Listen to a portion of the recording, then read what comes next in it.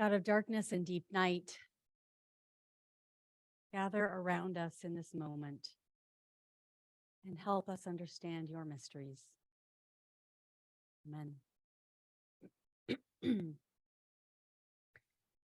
During our theme of darkness this Advent, we have been exploring the ways in which darkness is a place of the sacred, where the holy dwells. This message is very different than the one we receive in the world, and indeed much of our faith tradition. We are told over and over that the light is holy, that light is what is needed to dispel the darkness. But Advent is simply about waiting for the light's return. The Black and womanist theologians have offered us such a profound gift of joyful reversal this Advent. They have taught us and are teaching us how darkness too can be a gift, resonant with joy. They have turned what we understood about light and dark in our faith tradition upside down in a joyful reversal. Advent is about preparing and waiting for the Christ child to come once more to our world. It's about preparing our hearts, readying them for this moment when everything we know or understand about the world and how the world works gets turned upside down. The story of Christmas celebrates the birth of a baby as a king, one who comes to reign over a different sort of kingdom, of love abundant. The story of Christmas tells us how through pain and darkness and mystery, it is possible to tell a story of joyful reversal. The Magnificat that we heard this morning is a powerful portent of that ministry of reversal. After consenting to carry the child of divine mystery, Mary knows that she is about to face tremendous danger. Unwed and pregnant, young and poor. If not punishment for this pregnancy, she does expect, with her yes, to be cast aside, to be left to fend for herself and this child among the margins of society. And yet, she sings this song we heard today, now known as the Magnificat, and the song is drenched in joy. My soul magnifies the Holy One, and my spirit rejoices. My spirit rejoices in God. The story of Jesus's very conception and being carried by his mother, Miriam, is a story of joyful reversal.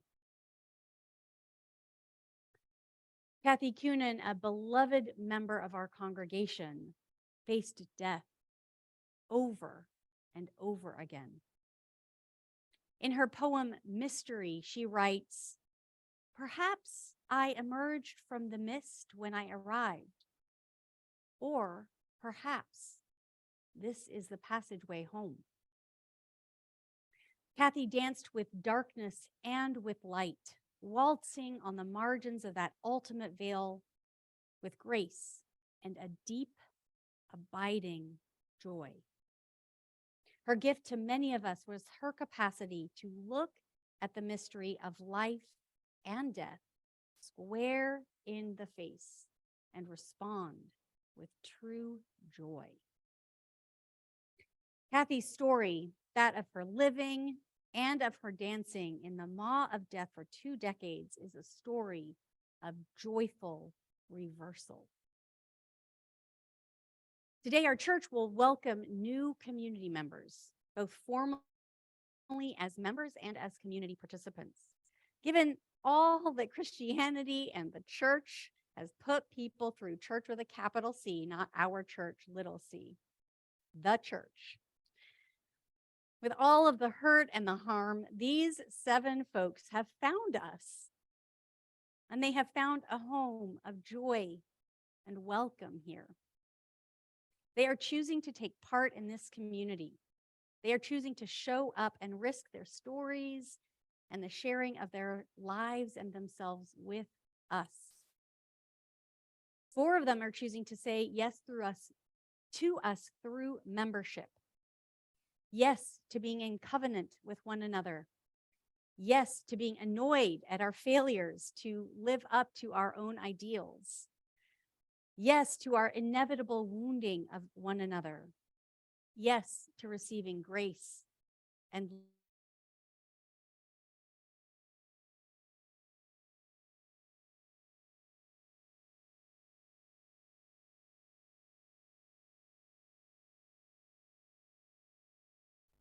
individual striving and success.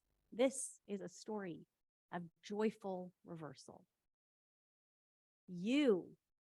We are a story of joyful reversal.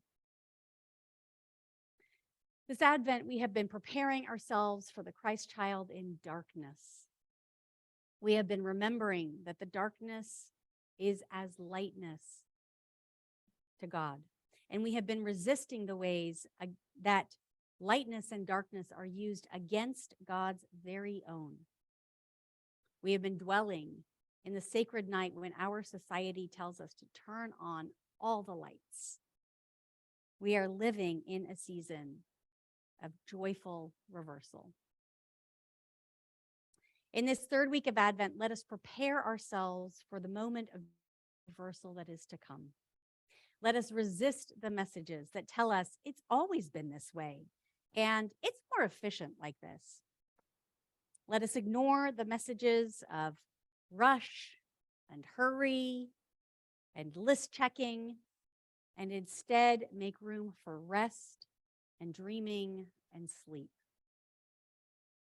The Christ child, the infant king, is on his way to lead us to a world where the arrogant will be scattered, where the powerful will be lowered from their thrones, where the hungry will be filled with good things.